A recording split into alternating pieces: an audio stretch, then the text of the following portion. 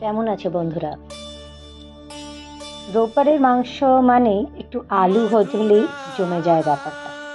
তো as usual বরের demand ছিল আজকে রোববারের মাংসটা আলু দিয়ে বানিয়ে। যাই হোক, ভিডিওটা দিতে একটু লেট হয়ে গেছি। এটা আমি রোববার দিন লাস্ট রোববার বানিয়েছিলাম। প্রথমেই আলুগুলোকে হালকা করে ভেজে নিলাম। খুব চটজলদি করে বানিয়েছিলাম। বিশেষ সময় সত্যি শনি রোববার পাওয়া যায় না। সোমবার আলাদা রকমের এক ব্যস্ততা থাকে, সোমবার থেকে শুক্রবার। শনিবার রোববার আলাদা রকমের ব্যস্ততা থাকে। সেদিন থাকে অফিস যাওয়ার তাড়া, সোমবার থেকে শুক্রবার আর নিজের কাজ বরের কাজ এই করতে করতেই এক শেষ। আর রোববার থাকে ঘর গোছানো, বাজার করা, এই আনো সেই আনো, ঘরের এখানে এটা খারাপ ওটা ঠিক করো, ওটা খারাপ ওটা ঠিক করো। কি করে যে শনি রোববারটা এমনি এমনি কেটে যায় তা সত্যি বিয়ের পরে আর বুঝে উঠতে পারি না। যাই হোক, বরের ডিমান্ড মতো আলু দিয়ে মাংসটা করব ঠিক করলাম। একটু কষা কষাভাবেই করার ইচ্ছে।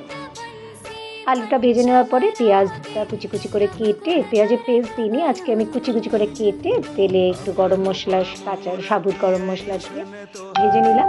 সঙ্গে দিয়ে দিলাম এই সব মশলাগুলো, গরম মশলা, একটুখানি জিরের গুঁড়ো, লঙ্কার গুঁড়ো, হলুদের গুঁড়ো দিয়ে একদম ঘরোয়াভাবে যেমন রোববারে মাংস হয়, আদা রসুন বাটা দিয়ে পেঁয়াজ দিয়ে ভালো করে মাংসটাকে কষিয়ে দিতে থাকলাম। অনেকক্ষণ ধরে কষালাম। ওপর দিয়ে আর একটু ঝাল ঝাল না হলে রোববারে মাংসটা ঠিক জমে না।